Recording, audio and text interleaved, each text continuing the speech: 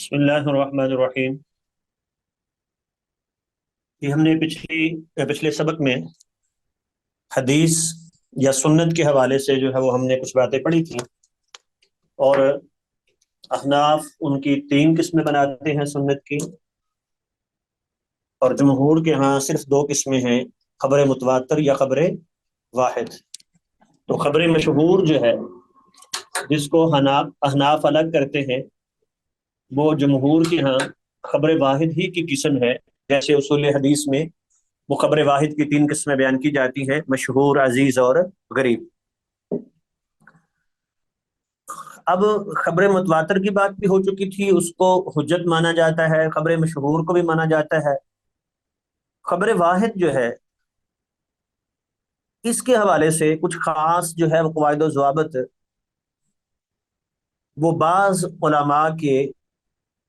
وہ ایک عام جو قاعدہ اور ضابطہ ہے اس سے ہٹ کے۔ تو پہلے یہ سمجھ لیں کہ خبر واحد جو ہے اس کی دو قسمیں ہوتی ہیں، یا وہ خبر مقبول ہوتی ہے یا وہ خبر مردود کہلاتی ہے۔ مقبول جو ہے اس کی آگے پھر چار قسمیں ہو سکتی ہیں: صحیح لذاتی ہی، صحیح لغیری ہی، حسن لذاتی ہی، حسن لغیری۔ اب صحیح لذاتی ہی جو ہے اس کی پانچ شرطیں جس میں پائی جائیں اسے کہا جاتا ہے وہ صحیح لذاتی ہی ہے، کہ راوی سب کے سب عادل ہوں اور ان کا ضبط کامل ہو۔ یہ ضبط ان کا کامل ہو۔ پھر وہ ضبط کی دو قسمیں کہ یا تو زبانی یاد ہو، ٹھیک ہے، یا جو ہے ان کے پاس لکھا ہوا ہو، اسے کہتے ہیں ضبط صدر یا ضبط کتاب، کہ زبانی یاد ہو، جب چاہیں وہ اس کو دہرا سکیں، یا وہ ان کے پاس لکھا ہوا ہو اور اس سے بیان کرتے ہوں، اس کی تصحیح انہوں نے اپنے استاد سے کی ہوئی ہو، تو یہ ہے ضبط کامل ہو۔ سند اس کی متصل ہو۔ سند متصل ہونے کا مطلب یہ ہے کہ درمیان میں کوئی راوی گرا ہوا نہ ہو، ہر راوی نے اپنے استاد سے وہ روایت خود سنی ہو،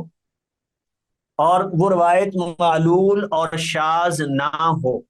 معلول کہتے ہیں کوئی ایسا مخفی سبب جو روایت کو ناقابل اعتبار بنا دے، وہ آگے اس کی تفصیل اصول حدیث میں ہم پڑھیں گے۔ اور شاذ کہتے ہیں بعض اوقات سکہ راوی اپنے سے زیادہ، یا جو بڑا عالم ہے یا زیادہ لوگ ہیں، زیادہ ان کی مخالفت کرتا ہے، تو اس کی روایت کو شاذ کہتے ہیں۔ یہ اگر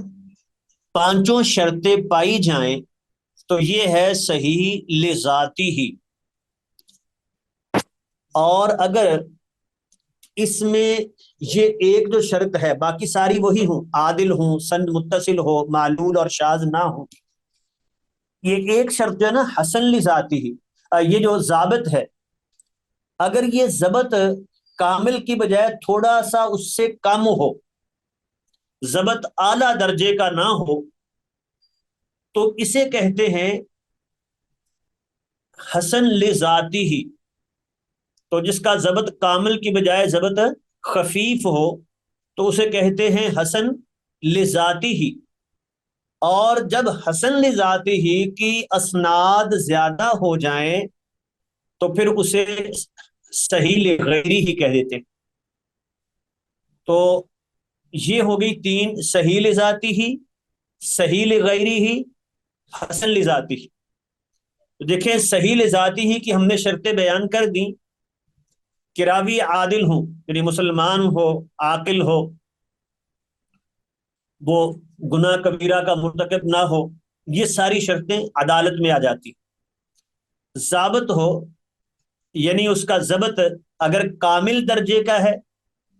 اور باقی شرطیں سند متصل، معلول اور شاذ نہ ہو، تو یہ صحیح لذاتی ہی۔ باقی ساری شرطیں اور ضبط جو ہے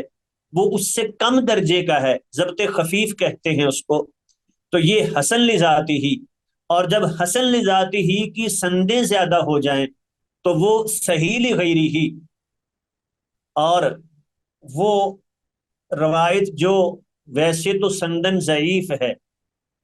ٹھیک ہے، اس میں راوی اس کا ضبط اتنا زیادہ ہے کہ قابل اعتماد نہیں، یا راوی اس میں مجہول ہے، لیکن اس کی اور کئی سندیں آ جائیں تو وہ قابل قبول ہو جاتی ہے، تو کہتے ہیں وہ ضعیف روایت جو دیگر طرق کی وجہ سے، دیگر اسناد کی وجہ سے قابل قبول ہو جائے تو اس کو کہتے ہیں حسن لغیری۔ تو یہ تو ہو گئی خبر مقبول کی قسمیں۔ اب پھر خبر مردود جو ہے،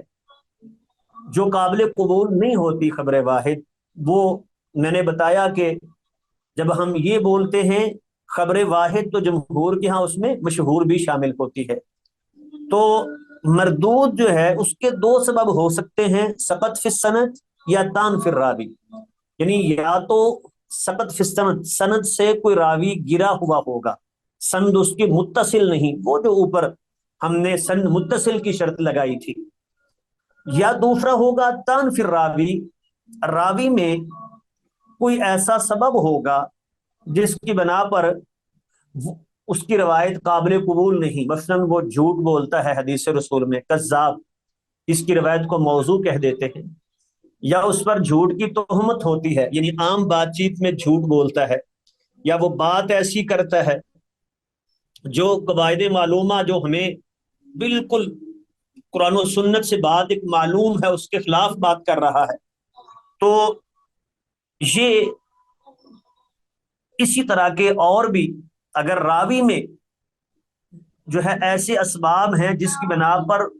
اس کی بات کو ہم قبول نہیں کرتے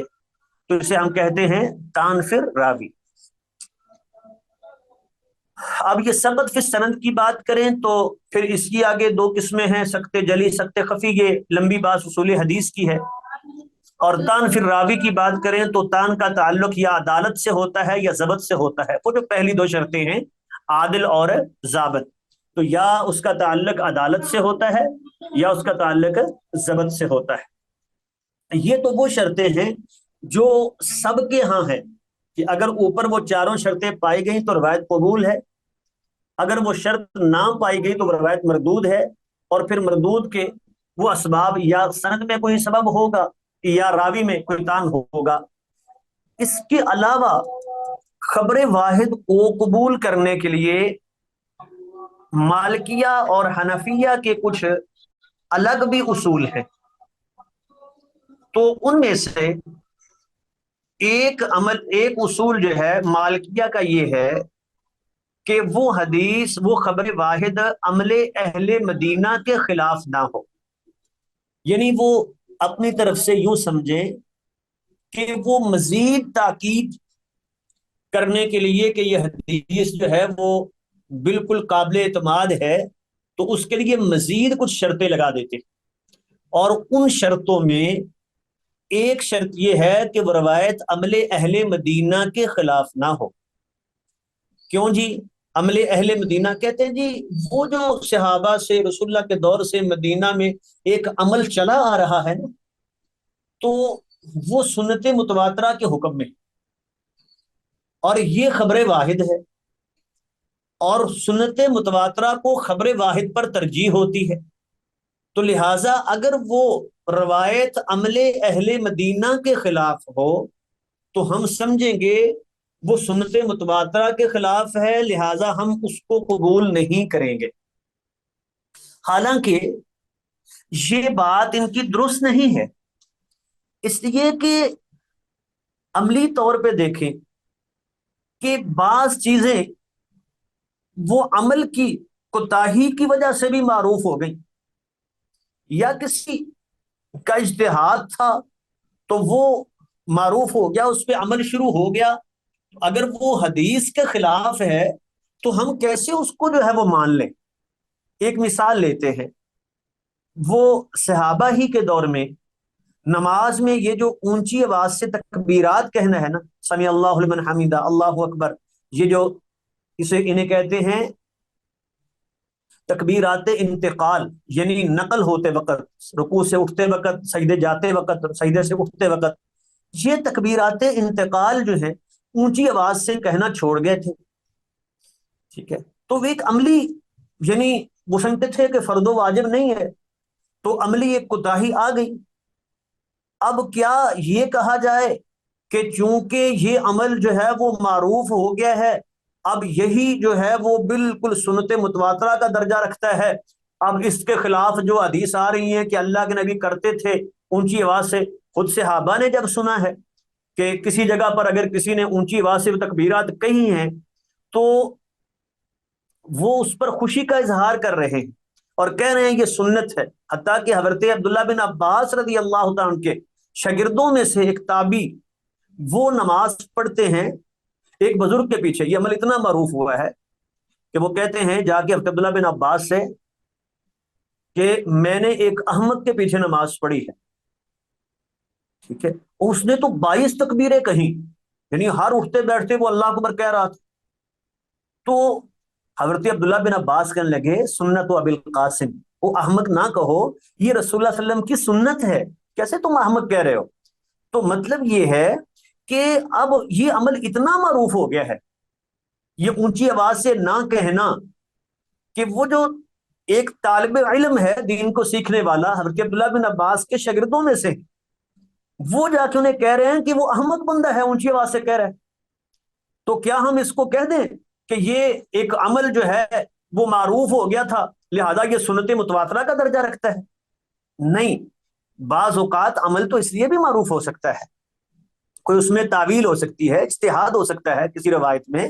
تو دوسرے نے اجتہاد کیا، اس کو حدیث نہیں پہنچی، وہ عمل معروف ہو گیا، تو اس کو سنت متواترہ کا درجہ دینا یہ درست نہیں ہے۔ اب اس بنا پر انہوں نے بعض روایات کو وہ خبر واحد تھیں، کہا کہ یہ خلاف ہیں عمل اہل مدینہ کے، لہذا ہم اس کو نہیں مانتے۔ ان میں سے ایک بطور مثال ہم ذکر کرتے ہیں، حدیث ہے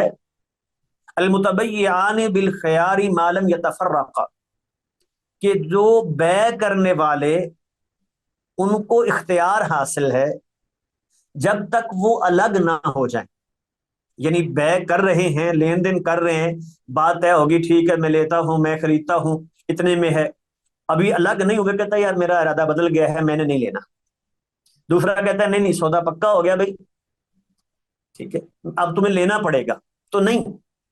جب تک وہ الگ نہیں ہوتے ان کو اختیار ہے، وہ ایسا کر سکتے ہیں، حدیث یہ کہتی ہے۔ جی ہم یہ پڑھ رہے تھے کہ خبر واحد کو قبول کرنے کے لیے عام جو محدثین نے اصول بیان کیے ہیں، ان کے علاوہ جو کچھ اصول ہیں جن میں کچھ مالکیہ کے اصول ہیں، کچھ حنفیہ کے اصول ہیں، تو مالکیہ کے اصولوں میں سے ہم نے ایک اصول سمجھ لیا، وہ کہتے ہیں کہ عمل اہل مدینہ کے خلاف نہ ہو، اگر وہ خبر واحد عمل اہل مدینہ کے خلاف ہوگی تو وہ دلیل نہیں ہوگی، ہم اسے تسلیم نہیں کریں گے، اور اس میں کیا غلطی ہے وہ بھی ہم وعدے کر چکے۔ اس کی مثال میں یہ جو حدیث ہے کہ دو بیع کرنے والے ان کو اختیار حاصل ہے جب تک وہ الگ نہیں ہو جاتے، جب تک وہ ایک مجلس میں کھڑے ہیں بات چیت کر رہے ہیں، بات ہو گئی، سودا طے ہو گیا، تو بعد میں دوسرے نے کہہ دیا کہ بھئی مجھے نہیں سمجھ آتی، میں اس سودے کو واپس کرنا چاہتا ہوں، تو جب تک وہاں کھڑے ہیں مجلس ختم نہیں ہوئی ان کو اختیار حاصل ہے، ما لم یتفرقا۔ تو انہوں نے کہا نہیں جی یہ حدیث چونکہ عمل اہل مدینہ کے خلاف ہے، اہل مدینہ کے عمل میں ایسا نہیں تھا، جب بات پکی ہو گئی تو بس، تو اس لیے یہ حدیث جو ہے وہ یہ خبر واحد ہے، اور عمل اہل مدینہ جو ہے وہ سنت متواترہ کا حکم رکھتا ہے، تو لہٰذا ہم اس کو ترجیح دیں گے، اس کو تسلیم نہیں کریں گے، اس حدیث کو چھوڑ دیں گے۔ اسی طرح دوسرا ضابطہ اور قاعدہ انہوں نے یہ بیان کیا کہ وہ حدیث، وہ خبر واحد، وہ قواعد معلومہ کے خلاف نہ ہو، یعنی وہ قواعد، وہ ضابطے جو ہمیں قطعی ذریعے سے ثابت ہیں، ٹھیک ہے، تو اس کے خلاف نہ ہو۔ اس کی مثال یہ دیتے ہیں، ایک معروف روایت ہے جسے حدیث مسرات کہا جاتا ہے، کہ ایک آدمی اس نے کوئی جانور بیچا دودھ دینے والا اور اس کا دودھ روک لیا زیادہ شو کرنے کے لیے، مثلاً بھینس ہے نا، آپ 2 وقت اس کا دودھ نہ دھوئیں، تو تیسرے وقت جب دھوئیں گے دوسرے دن جا کے، تو وہ دودھ ڈبل دے گی، ظاہری بات ہے پچھلے دن کا دودھ دھویا نہیں ہے۔ تو اب یہ ایسے کرتا ہے کہ 2 دن، ایک دن اس نے دودھ روکے رکھا 2 ٹائم کا، تو منڈی میں لے گیا، جا کے دعویٰ کیا کہ بھائی میری یہ بھینس جو ہے یہ تو ایک وقت 15 کلو دودھ دیتی ہے۔ اب خریدنے والا اس کو 5 لاکھ میں بھی سستا سمجھے گا کہ 15 کلو ایک وقت میں ہے، 30 کلو 2 وقت میں دے گی، تو میرے تو جو ہے وہ چند دنوں میں پیسے پورے ہو جائیں گے، وہ اس کو 5 لاکھ کی خرید لیتا ہے، اور وہ بات کو جو ہے وہ باقاعدہ تجربہ کرنے کے لیے وہاں دودھ دھوتا ہے اور اتنا دودھ نکلتا ہے، لیکن جب گارا کے دوسرا وقت آتا ہے تو وہ 6-7 کلو ہوتا ہے، کیونکہ وہاں تو اس نے 2 وقت ایک دن پورا دھویا نہیں تھا 2 ٹائم کا دودھ، اس لیے اتنا زیادہ تھا۔ تو اب حدیث ہمیں کیا کہتی ہے کہ 3 دن کے اندر اس کو اختیار حاصل ہے، وہ 3 دن کے اندر چیز اگر واپس کر دے تو وہ کر سکتا ہے، اور ساتھ ایک سا کھجوروں کا دے گا۔ یہ کہتے ہیں جی یہ بات قواعد معلومہ کے خلاف ہے۔ قاعدہ یہ ہے الخراج بالزمان، کہ ایک تو یہ مثل، وہ کہتے ہیں ہاں قاعدہ اس کہتے ہیں کہ ضابطہ اصول یہ ہے کہ مثل ہونا چاہیے، یعنی جو اس نے دودھ پیا ہے نا، دودھ اس کا فائدہ اٹھایا ہے، تو جتنا دودھ پیا ہے اتنا جو ہے وہ اس کو واپس کرے۔ اب یہ کیا ہوا کہ بکری ہے تو بھی ایک سا، پھر وہ ایک دن بعد واپس کرتا ہے، 2 دن بعد واپس کرتا ہے، 3 دن بعد واپس کرتا ہے، تو بس ایک سا ہی، یہ کوئی بات نہیں سمجھ آتی۔ تو یہ قواعد معلومہ کے خلاف بات ہے، لہذا ہم اس حدیث کو نہیں لیں گے۔ اسی طرح وہ ایک حدیث ہے کہ غنیمتوں کے تقسیم ہونے سے پہلے بعض لوگوں نے رسول اللہ علیہ وسلم کے دور میں وہ کچھ جانور پکڑے، ذبح کر کے اس کو جو ہے پکا لیا، تو آپ نے حکم دیا کہ وہ جو پک رہا تھا گوشت اس کو انڈیا جو ہے وہ الٹا دی جائے۔ کہتے ہیں نہیں جی، یہ حکم جو ہے وہ شریعت کا اصول ہے جو ہمیں بالکل قطعی ذریعے سے ثابت ہے، وہ ہے رفع حرج۔ ٹھیک ہے، شریعت تو حرج تنگی کو رفع کرتی ہے، اور پھر یہ بات جو ہے مصلحت کے بھی خلاف ہے۔ مصلحت یہ ہے کہ انہوں نے پکا لیا، ان کی تنبیہ تو ہوتی، ان کو کہا جاتا بھی تم نے غلط کیا ہے، آئندہ ایسا نہ کرنا۔ وہ جو کھانے پینے کی، وہ جو کھانے والی چیز ہے گوشت، وہ اس کو کیوں ضائع کیا جائے؟ ٹھیک ہے، تو یہ رفع حرج کا جو ضابطہ ہے اس کے خلاف بات ہے، اس میں تو حرج ہو رہا ہے بلکہ، اور مصلحت کے خلاف ہے کہ آپ کہیں کہ وہ برتن، وہ جو ہنڈیا ہی گرا دو گے اس میں کیا ہوا، غلطی ان کی تھی، انہوں نے پہلے ذبح کر لیے، تو انہیں کہہ دیا جاتا کہ آئندہ ایسا نہیں کرنا۔ تو یہ گرانے کا حکم جو ہے نا، یہ رفع حرج کے الٹ چیز ہے اور مصلحت کے خلاف نظر آتا ہے، لہٰذا اس حدیث کو ہم تسلیم نہیں کریں۔ تو ہم کہیں گے کہ بعض اوقات ایک غلطی پر تنبیہ کا یہ بھی طریقہ ہوتا ہے، جیسے وہ شروع میں جب شراب کی حرمت کا حکم نازل ہوا نا، تو کہا گیا کہ وہ برتن بھی توڑ دو، یہ تھی اس پہ شدید تنقیر کہ بالکل یہ اتنی غلط بات ہے کہ تاکہ وہ برتنوں سے بھی تمہیں جو ہے نا وہ دوبارہ اس کی یاد نہ آئے، تو برتن بھی توڑ دو جن میں شراب بناتے ہو۔ نہا عن الحنتم والدباغ مزفت، ٹھیک ہے، تو وہ برتن جو استعمال ہوتے تھے ان برتنوں سے بھی روک دیا۔ تو ایسے ہی یہاں یہ اس پر شدید نکیر کے لیے کہ تم نے بہت غلط کیا ہے، تاکہ آئندہ جو ہے وہ بالکل ایسا نہ ہو۔ اب یہ حکم دینا یہ بڑی مصلحت تھی، تو کہاں یہ مصلحت کے خلاف ہو گیا؟ تو یہ دو اصول جو ہیں وہ مالکیہ کے خاص طور پہ بیان ہوئے ہیں، اور حنفیہ کے جو اصول بیان ہوئے ہیں ان میں سے ایک اصول یہ ہے، وہ کہتے ہیں کہ ایسی خبر واحد جس کا تعلق بلوائے عامہ سے ہو، یعنی ایسا معاملہ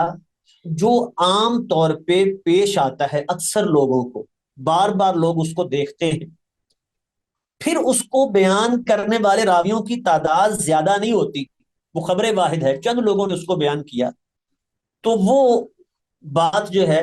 وہ قابل قبول نہیں ہوگی،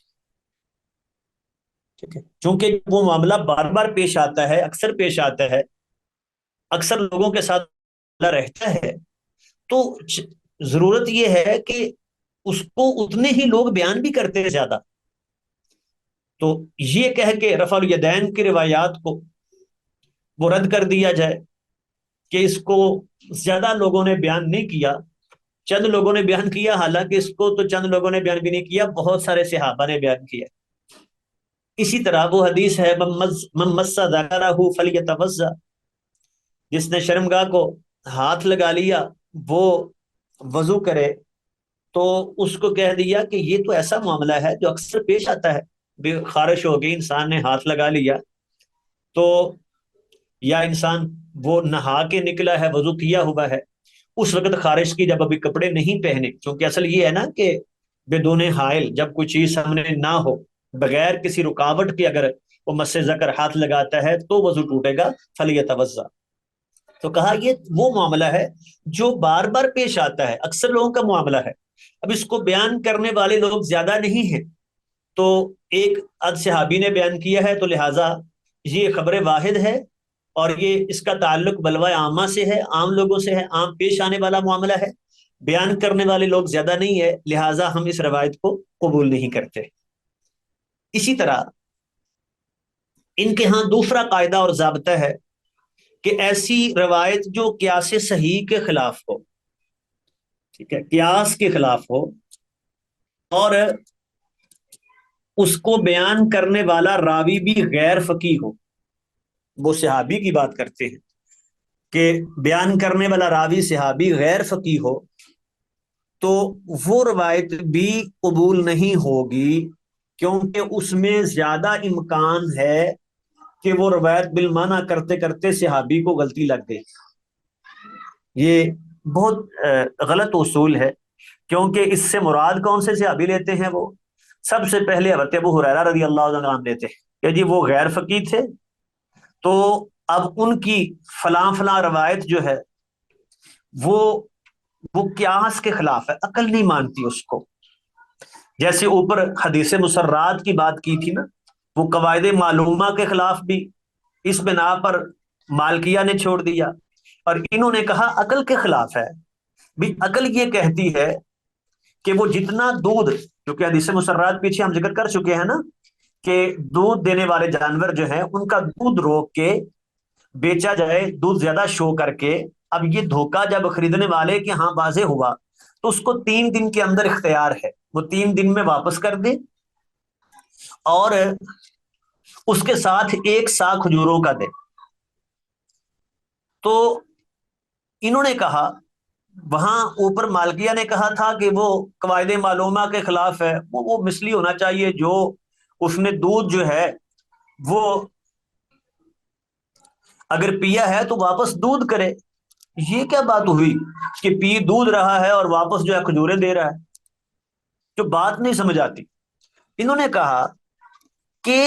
یہ قیاس کے بھی خلاف ہے، کیونکہ قیاس یہ کہتا ہے کہ جتنا دودھ پیا ہے، ایک تو وہی بات کہ جو چیز اس نے فائدہ چیز لی ہے وہی واپس کرے گا نا، اس نے دودھ پیا ہے تو جتنا دودھ پیا ہے وہ واپس کرے، اور وہ 5 کلو ہے، وہ 10 کلو ہے، وہ 15 کلو ہے، وہ واپس کرے۔ تو یہ کیا بات ہوئی کہ 1 سا کھجوروں کا دے؟ یہ عقل کے خلاف بات ہے، تو اور اس کو بیان کرنے والے راوی غیر فقیہ ہیں، لہٰذا ہم اس روایت کو نہیں مانتے۔ ابن القیم رحمۃ اللہ علیہ نے اس پہ بڑی عمدہ بات کی، کہنے لگے اول تو یہ ہے کہ کوئی بھی صحیح روایت وہ عقل کے خلاف نہیں ہوتی، وہ قیاس کے خلاف ہو ہی نہیں سکتی۔ جو یہ دعویٰ کرتا ہے نا کہ فلاں روایت ہے وہ صحیح ہے، خبر واحد ہے چاہے، اور وہ عقل کے خلاف ہے، تو اس کی اپنی عقل کا مسئلہ ہے، وہ حدیث کا مسئلہ نہیں ہے۔ اسی حدیث کو لے لیں، اب اس حدیث میں انہوں نے کیا کہا کہ جی عقل کے خلاف ہے، عقل یہ کہتی ہے کہ جس چیز، صرف جو چیز اس نے لی ہے، وہ دودھ لیا ہے دودھ واپس کرے، اور جتنا لیا ہے اتنا واپس کرے۔ وہ ایک دن پیا ہے تو اس حساب سے، 2 دن پیا ہے تو اس حساب سے، یہ ہر صورت میں ایک سا دینا یہ کوئی عقل نہیں مانتی۔ حالانکہ یہاں تھوڑا سا اگر غور کریں تو یہاں شریعت کا مقصد کیا ہے؟ جھگڑے کو ختم کرنا۔ یہ کوئی اگر وہ ان کی بات مان لے کہ ٹھیک ہے جی جتنا پیا ہے اسی جنس سے دے، اتنا ہی دے، تو پھر معاملہ آئے گا عدالت میں۔ بیچنے والا کہے گا کہ جناب آپ میرے پاس باقاعدہ چیک کر کے لے گئے ہیں، اور 10 کلو ایک وقت کا دودھ تھا، 10 کلو دودھ تھا، آپ نے 3 وقت جو ہے اپنے پاس رکھا اس کو 1.5 دن، تو مجھے 10 کلو کے حساب سے مجھے 30 کلو کے پیسے دیں، میں اس سے کم نہیں لوں گا۔ اور خریدنے والا کہے گا بھائی وہ تمہارے پاس تم نے دھوکہ دیا تھا، میرے پاس جا کے تو اس نے 5 کلو دیا ہے، میں کیسے تمہیں 10 کے پیسے دوں؟ 5 کلو کے حساب سے 15 کلو بنتا ہے، پھر میں نے اس کو جو ہے وہ 2,000 کا چارہ ڈالا ہے، الٹا تم مجھے دو، چارہ میں نے گدا ڈال دیا ہے، میرا بھی تو خرچ آیا ہے۔ وہ کہے گا میں تو 1,000 کا چارہ ڈالتا تھا، تمہارا کیسے 2,000 کا آ گیا؟ وہ کہے گا بھی میں نے اس پہ جو ہے وہ ایک آدمی بھی رکھا تھا، ملازم بھی، وہ چارہ لانے کے لیے اور فلاں کرنے کے لیے، تو اتنے پیسے تو اس کے بن گئے، وہ بھی دو پھر مجھے جب واپس میں کر رہا ہوں۔ اور یہ کہے گا میں تو جو ہے بندہ رکھا ہے، میں نے رکھا ہے 12,000 روپے، وہ کہے گا میں نے رکھا ہے 40,000 روپے، کس کی بات مانیں گے؟ جھگڑا تو ختم ہی نہیں ہوگا۔ تو شریعت نے کہا جھگڑا چھوڑو، اس وقت یہ جھگڑا ختم کرنا مقصود ہے، ایک ساتھ دے اور بات ختم، بس۔ اب ذرا اس سوچ سے دیکھیں تو کون سے قیاس کے خلاف ہے؟ چونکہ جب ہم یہ کہتے ہیں نا کہ قیاس کے خلاف نہ ہو، قیاس کس کا بھائی؟ ہر انسان کی عقل مختلف ہے، ایک آدمی کو لگتا ہے کہ یہ میری عقل کے خلاف ہے، میرے قیاس کے خلاف ہے، دوسرا کہے گا میرے مطابق بالکل صحیح ہے۔ تو کس کی عقل کو مانیں گے، کس کی عقل کو نہیں مانیں گے؟ کس کی بات، کس کا قیاس جو ہے وہ دلیل ہوگا؟ اور پھر یہ غیر فقی کی بات، پھر اس کا تان جو ہے کن صحابہ پر کرنا؟ خاص طور پہ حضرت ابو ہریرہ رضی اللہ تعالیٰ عنہ، حضرت انس بن مالک رضی اللہ تعالیٰ عنہ جیسے صحابہ پر۔ وہ مولانا ثناء اللہ زاہدی حفظہ اللہ صدق آباد کے ہیں، بہت بڑے عالم ہیں، ان کی ایک کتاب ہے نور الانوار پہ ان کی شرح ہے، اور اسی بات پہ انہوں نے بہت خوب لکھا ہے۔ وہ کہتے ہیں کہ اچھا تم کہتے ہو کہ حضرت ابو ہریرہ رضی اللہ تعالیٰ عنہ وہ غیر فقیہ ہیں، بتاؤ فقاہت آتی کس سے؟ فقاہت جو ہے اصل کہاں سے آتی ہے؟ حدیث رسول سے۔ اور جو بندہ سب سے زیادہ حدیث رسول کو بیان کرنے والا ہے، تم کہتے ہو وہ غیر فقیہ ہے، اس کو بات ہی سمجھ نہیں آتی۔ یعنی وہ جو نبی کی زبان سے ڈائریکٹ بات سن رہا ہے اسے سمجھ نہیں آئی، تمہیں بعد میں سمجھ آ گئی، اس کی بات کو تم نے جو ہے وہ غیر فقیہ کہہ کے چھوڑ دیا۔ اسی طرح دوسری مثال ہے، وہ ایک حدیث ہے کہ اللہ کے نبی کے دور میں کچھ لوگ آئے، اسلام قبول کیا، تو مدینہ کی آب و ہوا انہیں راس نہیں آئی، پیٹ ان کے خراب ہو گئے، تو آپ نے فرمایا کہ وہ چلے جاؤ جہاں صدقے کے اونٹ، وہ چراگاہ جہاں بنی ہوئی تھی، تو وہاں جاؤ اور اونٹوں کے دودھ میں ساتھ وہ پیشاب ملا کے تو پیو۔ تو اب انہوں نے کہا کہ بھئی یہ بات بھی عقل کے خلاف ہے، وہ تو نجس ہوتا ہے، حرام ہوتا ہے، تو حرام میں شفا نہیں ہوتی، تو اس لیے یہ عقل کے خلاف بات ہے، بیان کرنے والا غیر فقیہ ہے، ہم حدیث کو نہیں مانتے، لہذا یہ استعمال نہیں ہو سکتا، یہ ایسے ضرورت کے وقت بھی اس کا استعمال درست نہیں ہوگا۔ حالانکہ اگر اس کو دیکھا جائے کہ اگر آپ کہتے ہیں یہ نجس ہے تو پھر بھینس کا دودھ پینا چھوڑ دیں، 99% جب بھینس کا دودھ دھویا جائے تو گوبر کے ذرات اس میں ضرور گرتے ہیں،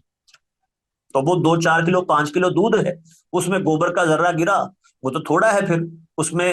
نجاست مل گئی ہے، بس وہ حرام، اب چھوڑ دو اس کو پھر۔ تو یہ اصول بھی درست نہیں ہے۔ تیسری شرط یہ لگاتے ہیں، کہتے ہیں کہ وہ روایت بھی، وہ خبر واحد بھی قابل قبول نہیں ہوگی جس کے راوی کا اپنا عمل جو ہے اس کے مخالف ہو۔ اگر صحابی ایک بات بیان کرتے ہیں اور پھر ان کا فتویٰ جو ہے اس کے الٹ آ جاتا ہے، تو ہم سمجھیں گے کہ وہ روایت منسوخ ہے، اس کی کوئی تعویل ہے، تو وہ روایت، وہ خبر واحد جو ہے وہ حجت نہیں ہوگی۔ اب اس بنا پر ایک مثال دیکھتے ہیں کہ کتا جب برتن میں منہ لگا جائے تو حدیث یہ کہتی ہے اذا بلغ الکلب فی اناء احدکم فلیغسلہ 7 مرات، کہ جب کسی برتن میں کتا منہ لگا جائے تو اس کو 7 بار دھویا جائے، اور پھر وہ پہلی یا آخری مرتبہ مٹی کے ساتھ دھویا جائے، وہ بھی ایک حدیث کے لفظ ہیں۔ تو انہوں نے کہا نہیں جی، یہ روایت 7 بار دھونے کی بیان کرنے والے راوی حضرت ابو ہریرہ رضی اللہ تعالیٰ عنہ، اور ان کا اپنا فتویٰ یہ ہے کہ 3 بار دھونا کافی ہے، لہٰذا یہ حدیث بھی قابل عمل نہیں ہوگی، ہم اس کو تسلیم نہیں کریں گے، لہذا ہمارا فتویٰ یہ ہے کہ 3 بار دھو لیں تو کافی ہے۔ حالانکہ یہ بات بھی صحیح نہیں، اول تو حضرت ابو ہریرہ رضی اللہ عنہ کا فتویٰ ہی ثابت نہیں ہے، اور دوسرا بعض اوقات راوی بھول بھی سکتا ہے۔ حدیث جب صحیح ہے تو اصل دلیل وہ جو رسول اللہ صلی اللہ علیہ وسلم سے بیان کر رہا ہے وہ ہے، اس کا فتویٰ، اس کو تعویل اس کے ذہن میں تھی، اس کو نئی بات سمجھ آئی، یا یہ ہے کہ اس نے جو بات وہ بیان کی تھی خود اس کو بھول گیا، یہ بھی تو ممکن ہے۔ خود حضرت عمر رضی اللہ تعالیٰ جیسے صحابی ہیں، وہ حضرت عمار ابن یاسر رضی اللہ تعالی عنہ کے ساتھ وہ جب سفر میں ہیں، دونوں جنبی ہو جاتے ہیں، نماز پڑھنی ہے، تو حضرت عمار ابن یاسر تو وہ کہتے ہیں میں زمین پہ لیٹا اور میں نے نماز پڑھ لی، حضرت عمر نے نہیں پڑھی، آگے جا کے وہ پانی ملا تو پھر وہ نہا کے تو نماز پڑھی۔ تو بعد میں جب حضرت عمار ابن یاسر بیان کرتے ہیں حضرت عمر کو، دیکھیں ہم اللہ کے نبی کے پاس آئے تھے تو آپ نے کہا تھا مجھے کہ ٹھیک کیا تو نے، ایسا بتا سننا، تو عمر کہتے ہیں بھائی مجھے تو یاد نہیں ہے یہ بات ہوئی تھی۔ صحابی، اتنے بڑے صحابی ہیں، بھول سکتے ہیں، اس بنا پر ان کا فتویٰ دوسرا ہو کہ نہیں جی اگر کوئی آدمی جنبی ہو گیا ہے تو وہ لازمن ہے اس کے لیے نہانا، وہ تیمم نہیں کر سکتا، تو ہم اس بنا پر حدیث کو چھوڑ دیں کہ کیوں جی حضرت عمر کا فتویٰ اس کے خلاف ہے؟ جب حدیث رسول جو ہے وہ بیان کر رہے ہیں، وہ بھول سکتے ہیں بعد میں۔ تو اس لیے ایک ضابطہ اور قاعدہ ہے، العبرۃ بما روا لا بما رآ، اعتبار روایت کا ہوتا ہے، رائے کا نہیں، رائے میں غلطی لگ سکتی ہے، انسان جو ہے اس کو وہ بات یاد نہیں، اس نے اور اجتہاد کیا، اس بنا پر بات کر دی۔ تو اس لیے یہ سارے کے سارے اصول، اگرچہ یہ مزید جو ہے وہ تحقیق کے نام پر اور مزید جو ہے وہ اطمینان کے نام پر یہ سارے قاعدے جو ہیں وہ بنائے گئے کہ مزید اطمینان حاصل ہو جائے کہ اس روایت میں جو ہے وہ کوئی دوسری بات نہیں ہے، بالکل صحیح ہے، لیکن پھر اس بنا پر بہت ساری احادیث کو چھوڑ دینا یہ مناسب نہیں ہے۔ تو اس لیے یہ قواعد جو ہیں اس طرح کے وہ یہ کوئی درست نہیں ہے، اصل وہی جو سند کے لیے اصول اور ضابطے ہیں، جب ان ضابطوں پر روایت ثابت ہے تو وہ قابل عمل ہے، اس پر عمل کیا جائے گا۔ پھر اس کے بعد ہے کہ سنت میں جو احکام بیان ہوئے ہیں قرآن کے ساتھ ان کا کیا تعلق ہے؟ تو سنت میں جو احکام بیان ہوئے ہیں وہ 4 طرح سے ہیں، یا تو وہ صرف قرآن مجید میں جو بیان شدہ احکام ہیں ان کی موافقت کر رہے ہیں، ان کی تاکید کر رہے ہیں، وہی حکم بیان ہو گیا قرآن مجید میں، وہی سنت میں حدیث میں اس کی وضاحت آ گئی، جیسے وراثت کے احکام ہیں، وہ ان النفس بالنفس، جان کے بدلے جان، ٹھیک ہے، اسی طرح آنکھ کے بدلے آنکھ، کان کے بدلے کان، اور یہی بات حدیث میں بیان کر رہی ہے۔ اور پھر یہ شہادت الزور، جھوٹی گواہی جو ہے،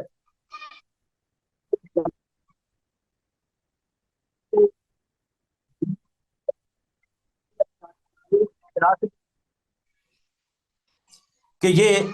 اللہ کے ساتھ شرک کرنے کے برابر ہے۔ تو یہ بات قرآن مجید میں بھی، یہ مفہوم، اس کو بہت بڑا گناہ بیان کرنا، اگر یہ ہو تو حدیث صرف اس کی موافقت کر رہی ہے، تاکید کر رہی ہے۔ تو ایک تو یہ اس طرح کے احکام ہوتے ہیں۔ دوسرے احکام اس طرح کے ہوتے ہیں کہ قرآن مجید میں ان کا اجمالاً ذکر ہے، نماز پڑھو، اقیم الصلاۃ، آتوا الزکاۃ، زکات دو، ٹھیک ہے۔ اسی طرح وَلِلَّهِ عَلَى النَّاسِ حِجُّ الْبَيْتِ مَنِ اسْتَطَاعَ إِلَيْهِ سَبِيلًا، حج کرو جو حکم آ گیا ہے۔ اور السارق والسارقۃ فاقطعوا أيديهما، چوری کرنے والا مرد ہو عورت ہو تو اس کا ہاتھ کاٹ دو۔ یہ اجمال ہے۔ حدیث اس کی تفصیل بیان کرتی ہے کہ جی نماز ہے تو کتنی نمازیں فرض ہیں، ان کے کتنے فرائض ہیں، ان کے اوقات کیا ہے، طریقہ کیا ہے، ان میں ارکان کون کون سے ہیں، یہ ساری تفصیلات ہمیں حدیث سے مل جاتی ہیں۔ تو قرآن میں اجمال ہے، حدیث میں اس کی تفصیل ہے۔ روزہ ہے تو روزہ جو ہے اس کی پوری تفصیلات، حج ہے تو حج کی پوری تفصیلات، احرام کہاں سے باندھنا ہے، کب باندھنا ہے، پھر کب کہاں جانا ہے، وہ اس کے ارکان کون کون سے ہیں، یہ ساری تفصیل ہمیں حدیث سے ملے گی۔ اسی طرح قرآن نے تو کہا کہ چوری مرد کرے عورت کرے ہاتھ کاٹ دو، حدیث نے ساتھ وضاحت کی کہ نہیں، اس کا نصاب اتنا، اگر ربع دینار، ایک دینار کا چوتھا حصہ اگر اس سے کم وہ چوری کی ہے تو پھر اس کا ہاتھ نہیں کاٹا جائے گا۔ اسی طرح وہ اگر محفوظ نہیں ہے، وہاں سے مال اٹھایا ہے، جیسے وہ باغ میں پھل توڑ لیا کھا لیا، تو اس پر قطع ید نہیں ہے۔ تو یہ تفصیل جو ہے وہ حدیث ہمیں بیان کر رہی ہے۔ تیسری صورت یہ ہے کہ قرآن میں حکم وہ عام تھا، حدیث اس کو خاص کر رہی ہے، یا قرآن میں مطلق تھا، حدیث اس کو مقید کر رہی ہے۔ تو اس بارے میں جمہور تو یہی کہتے ہیں کہ جب یہ بھی بسند صحیح ہم تک پہنچ جائے تو یہ بھی قابل حجت ہے، واجب ہے۔ لیکن احناف کہتے ہیں نہیں، کہ قرآن کے عموم کو یا قرآن کے مطلق کو خبر واحد سے جو ہے وہ خاص نہیں کیا جا سکتا، یا مطلق کو مقید نہیں کیا جا سکتا، ٹھیک ہے۔ لہذا وہ کہتے ہیں کہ بعض چیزیں اس لیے واجب نہیں کہ وہ قرآن مجید میں مطلق استعمال ہوئی ہیں، حدیث جو ہے وہ اگر اس میں قید لا رہی ہے یا وہاں عام ہے، حدیث اس کو خاص کر رہی ہے، تو وہ تخصیص ہمارے لیے واجب نہیں ہے۔ مثال کے طور پہ یا ایھا الذین آمنوا ارکعوا واسجدوا، اے ایمان والو رکوع اور سجدہ کرو۔ اب وہ درمیان میں اطمینان کہ بالکل رکوع سے سیدھا کھڑے ہو جائیں، ہر عضو اپنی جگہ پہ پہنچ جائے، پھر اگلی حرکت شروع ہو، حدیث یہ کہتی ہے کہ رکوع کرو حتیٰ کہ اطمینان سے کھڑے ہو، مطمئن ہو جاؤ، پھر کھڑے ہو تو بالکل اطمینان کے ساتھ کھڑے ہو کے پھر رکوع کے لیے جھکو، یہ اطمینان ہے درمیان میں۔ تو کہتے ہیں نہیں، آمنوا ارکعوا واسجدوا، رکوع اور سجدہ اکٹھا ذکر ہوا ہے، واو جمع کے لیے ہوتی ہے، تو بس رکوع ساتھ فوراً ساتھ سجدہ ہے، اور کچھ نہیں، تو باقاعدہ وہ سیدھے نہ کھڑے ہوں، یہ اطمینان نہ کریں تو ٹھیک ہے، کوئی حرج نہیں ہے، نماز صحیح ہو جائے۔ اسی طرح وہ قرآن مجید میں ہے کہ یا ایھا الذین آمنوا اذا قمتم الی الصلاۃ فاغسلوا وجوہکم، جب نماز کا ارادہ کرو تو اپنے چہرے کو دو وضو کرو۔ تو حدیث کہتی ہے کہ انما الاعمال بالنیات، کہ بھائی نیت ضروری ہے ہر عمل کے لیے، وضو عمل ہے، عبادت ہے، نیکی ہے، اس میں نیت ضروری ہے۔ ایک بندہ جو ہے وہ جا کے ڈبکی لگائے یا سیدھا چھلانگ لگائے نہر میں، تو اس کا وضو یا نہیں ہوا، اس لیے کہ اس نے وضو کی نیت ہی نہیں کی۔ تو یہ کہتے ہیں کہ نہیں نہیں، اس کا وضو بھی ہو گیا، ضرورت ہی نہیں ہے۔ قرآن نے کہا ہے کہ بس ان چیزوں کو دھونا ہے، جب وہ دھل گئی تو وضو ہو گیا، نیت کی ضرورت ہی نہیں ہے۔ تو اس لیے چونکہ یہاں انما الاعمال بالنیات حدیث جو ہے وہ اس آیت کے خلاف پڑتی ہے، تو لہٰذا وضو میں جو ہے نیت کی کوئی ضرورت نہیں ہے۔ اسی طرح وہ جو لا صلاۃ لمن لم یقرأ، کہ جو شخص سورہ فاتحہ نہیں پڑھتا اس کی نماز نہیں ہوتی، انہوں نے کہا قرآن میں ہے فقرؤوا ما تیسر من القرآن، کہ جو قرآن میسر ہو وہ عموم ہے، جہاں سے یاد ہو پڑھ لو۔ کہتے ہیں قرآن عام کہہ رہا ہے، فاتحہ خاص ہے کہ فاتحہ ضرور پڑھنی ہے، تو لہٰذا فاتحہ پڑھنا ضروری نہیں ہے، بلکہ قرآن کسی جگہ سے بھی پڑھ لیں گے تو نماز ٹھیک ہے، کیونکہ قرآن میں عموم ذکر ہوا ہے فقرؤوا ما تیسر۔ اسی طرح حدیث ہے لا نکاح الا بولی، کہ ولی کے بغیر نکاح نہیں ہوتا، ٹھیک ہے؟ کہتے ہیں نہیں جی، قرآن میں ہے حتیٰ تنکح زوجا غیرہ، حتیٰ کہ وہ عورت کسی اور سے شادی کرے، تو اب وہاں یہ ذکر نہیں ہے کہ ولی ہو کہ نہ ہو، تو لہٰذا یہ چیز خاص ہے، اس قرآن کے عموم کو سامنے رکھیں گے،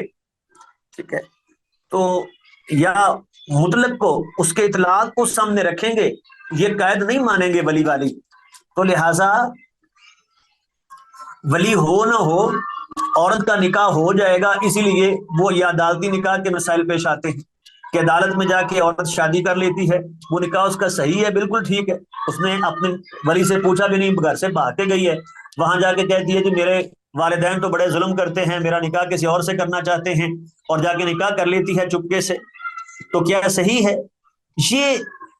سارے مسائل ان احادیث کو اس لیے چھوڑ دیا گیا کہ جی یہ قرآن کے عموم کے خلاف ہیں، یا وہ قرآن کے اطلاق کے وہاں مطلق حکم ہے، یہاں یہ خاص جو قید آ رہی ہے ہم اس قید کو نہیں مانتے، تو یہ اس بنا پر جو ہے ان احادیث کو چھوڑ دیا گیا، حالانکہ قرآن اور حدیث کا آپس میں کوئی اختلاف ہے ہی نہیں۔ قرآن کی تبیین حدیث کر رہی ہے، اور یہ نبی علیہ الصلوۃ والسلام کی ذمہ داری ہے۔ وَأَنزَلْنَا إِلَيْكَ الذِّكْرَ لِتُبَيِّنَ لِلنَّاسِ، یہ ذکر ہم نے نازل کیا ہے آپ پہ تاکہ آپ اس کی وضاحت کریں،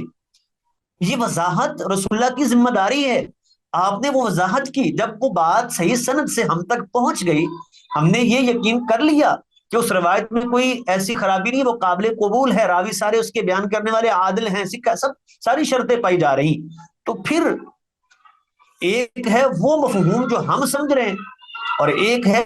جو رسول اللہ بیان کر رہے ہیں، تو ہم اس لیے چھوڑ دیں کہ نہیں جی ہمیں یہ سمجھ آتا ہے قرآن کا یہ عموم، یہ اطلاق جو ہے ہم اس بنا پر حدیث کو چھوڑ دیتے ہیں، تو یہ بات درست نہیں ہے۔ چوتھی صورت یہ ہے حدیث کی کہ قرآن مجید میں وہ حکم ہے ہی نہیں، صرف سنت میں بیان ہوا ہے، جیسے پھوپھی اور بھتیجی کو یا خالہ اور بانجی کو ایک وقت میں نکاح میں جمع نہیں کر سکتے۔ اب جو قرآن مجید میں حرمت علیکم امہاتکم سارے رشتے بیان ہوئے ہیں، اس میں ہے وَأَن تَجْمَعُوا بَيْنَ الْأُخْتَيْنِ، دو بہنوں کو جمع نہیں کر سکتے، ان کو تو بیان نہیں کیا کہ پھوپھی اور بھتیجی کو بھی جمع نہیں کر سکتے، خالہ اور بانجی کو ایک وقت میں نکاح میں جمع نہیں کر سکتے۔ تو اس لیے صحیح بات یہ ہے کہ یہ احکام بھی ہمارے لیے ویسے ہی دلیل ہیں،